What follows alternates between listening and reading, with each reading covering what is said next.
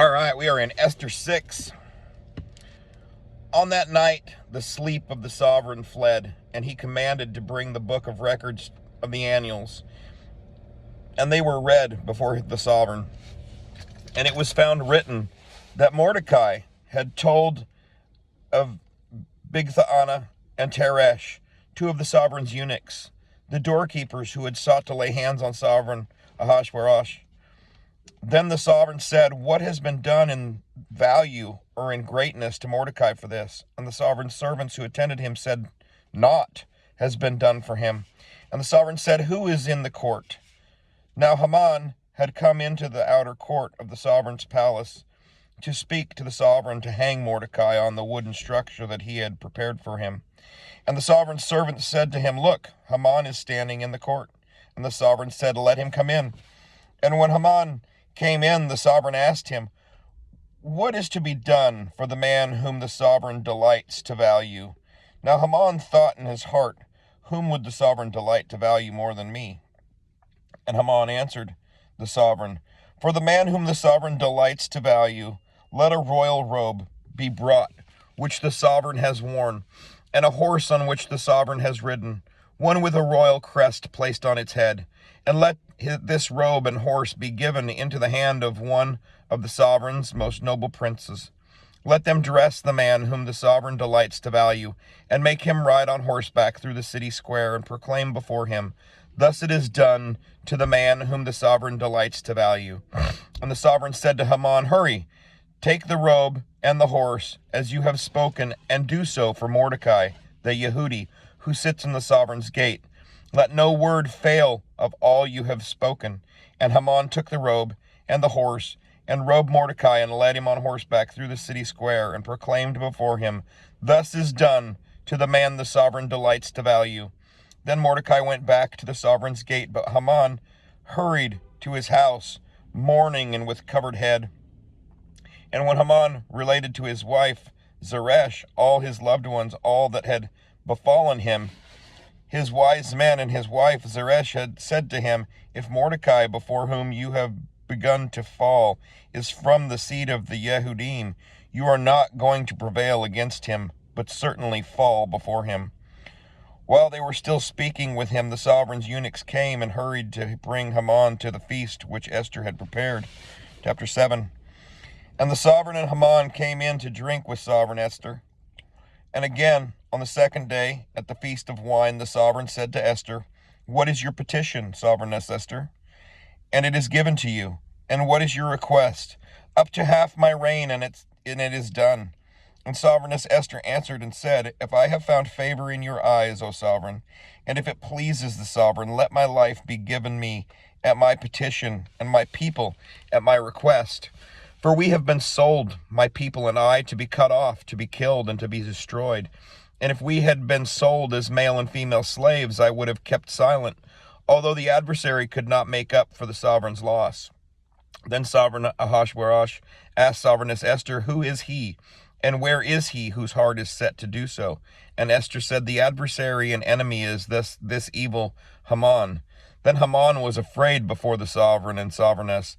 And the sovereign, arising in his wrath from the feast of wine, went into the palace garden.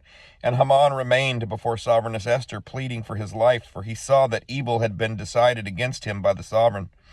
And when the sovereign returned from the palace garden to the place of the feast of wine, Haman was falling on the couch where Esther was. Then the sovereign said, "Also to ravish the sovereigness while I am in the house." As the word left the sovereign's mouth, they covered Haman's face. And Harbona, one of the eunuchs, said to the sovereign, "Also, see the wooden structure, 50 cubits high, which Haman made for Mordecai, who spoke good on behalf of the sovereign, is standing at the house of Haman." And the sovereign said, "Impale him on it." And they hanged Haman on the wooden structure that he had prepared for Mordecai, and the sovereign's wrath abated. Chapter 8. On that day, sovereign Ahasuerus gave to the sovereigness Esther the house of Haman, the adversary of the Yehudim. And Mordecai came before the sovereign, for Esther had explained what he was to her. And the sovereign took off his signet ring, which he had taken from Haman, and gave it to Mordecai. And Esther appointed Mordecai over the house of Haman. And Esther spoke to the sovereign again and fell down at his feet and begged him with tears to put an end to the evil of Haman the Agagite and his plot which he had plotted against the Yehudim. And the sovereign held out the golden scepter toward Esther, and Esther arose and stood before the sovereign and said, If it pleases the sovereign, and if I have found favor in his sight, and the master is right before the sovereign, and the matter is right before the sovereign, and I am pleasing in his eyes, let it be written to bring back the letters, the plot by Haman son of Hammedatha the Agagite, which he wrote to destroy the Yehudim who are in all the sovereign's provinces. For how could I bear to see the evil coming to my people? Or how could I bear to see the destruction of my relatives? And sovereign Ahasuerus said to sovereigness Esther and Mordecai, the Yehudi, Look, I have given Esther the house of Haman, and they have hanged him on the wooden structure because he laid his hand on the Yehudim. Now you write on behalf of the Yehudim as it pleases you in the sovereign's name, and seal it with the sovereign's signet ring. For a letter which is written in the sovereign's name and sealed with the sovereign's signet ring, no one turns back. So the sovereign's scribes were called at that time in the third new moon, which is the new moon of Siwan, on the 23rd day, and it was written according to all that Mordecai commanded to the Yehudim and to the viceroys and the governors and the princes and provinces from India to Cush, 127 provinces, to every province in its own writing, to every people in their own language, and to the Yehudim in their own writing and in their own language. And he wrote in the name of sovereign Ahasuerus, and sealed it with the sovereign's signet ring, and sent letters by runners on horseback, riding on royal horses bred from speedy mares. And the sovereign has granted to the Yehudim who were in every city to be assembled and stand for their lives, to cut off, to kill, and to destroy all the power of the people or province that would distress them, little children and women, and plunder their possessions. On one day in all the provinces of sovereign Ahasuerus, on the 13th day of the 12th new moon, which is the new moon of Adar, the copy of the writing to be made law in every province was announced to all the people, so that the Yehudim would be ready on that day to be avenged of their enemies. The runners riding on royal horses went out, hastened and presented on by the sovereign's command, and the decree was given out in the citadel of Hushon. And Mordecai went out from the presence of the sovereign wearing royal garments of blue and white, with a great crown of gold, and a garment of fine linen and purple. And the city of Shushan rejoiced and was glad. For the Yehudim there was light and gladness and joy and value. In every province and in every city where the sovereign's command and decree came, the Yehudim had joy and gladness, a feast and a good day, and many of the people of the land were becoming Yehudim, for the fear of the Yehudim had fallen upon them. Chapter 9. And in the 12th new moon, that is the new moon of Adar, on the 13th day, when the sovereign's command and his decree came to be done, on the day that the enemies of the Yehudim had waited to overpower them, it turned around so that the Yehudim overpowered those who hated them. The Yehudim assembled in their cities throughout all the provinces of sovereign Ahasuerus to lay hands on those who sought their evil. And no one stood against them, because fear of them fell upon all the people. And all the officials of the provinces and the viceroys and the governors and all those doing the sovereign's work helped the Yehudim, because the fear of Mordecai fell upon them. For Mordecai was great in the palace of the sovereign, and his report spread into all the provinces. For this man Mordecai became greater and greater. And the Yehudim struck all their enemies with the stroke of the sword, with killing and destruction, and did what they pleased to those who hated them. And in the citadel of Shushan, the Yehudim killed and destroyed 500 men. And Parshan, Datha, and Dalphon, and Asphatha, and Paratha, and Adaliah, and Aridatha, and Parmashata, and Arisai, and Ardai, and Wyasatha, the 10 sons of Haman, sons of Hammedatha, the enemy of the Yehudim, they killed. They did not lay a hand on the plunder. On that day, the number of those who were killed in the citadel of Shushan came before the sovereign, and the sovereign said to the sovereigness Esther, The Yehudim have killed and destroyed 500 men in the citadel of Shushan, and the 10 sons of Haman. What have they done in the rest of the sovereign's provinces, and what is your petition? and it is given to you. And what is your further request? And it is done. And Esther said, if it pleases the sovereign, let it be given to the Yehudim who are in Shushan to do again tomorrow according to today's decree. And let Haman's 10 sons be hanged on the wooden structure. And the sovereign commanded. Oh, come on, Cletus.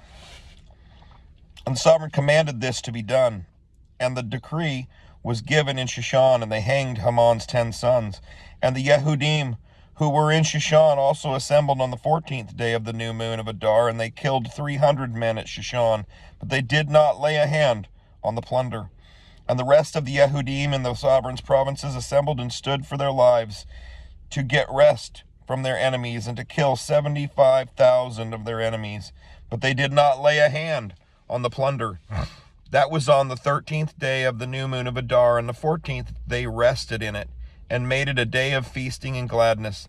But the Yehudim who were at Shushan assembled on the 13th day as well as the 14th day, and on the 15th they rested in it, and made it a day of feasting and gladness. Therefore the Yehudim of the villages who dwelt in the unwalled towns were making the 14th day of the new moon of Adar a good day of gladness and feasting, and for sending portions to one another.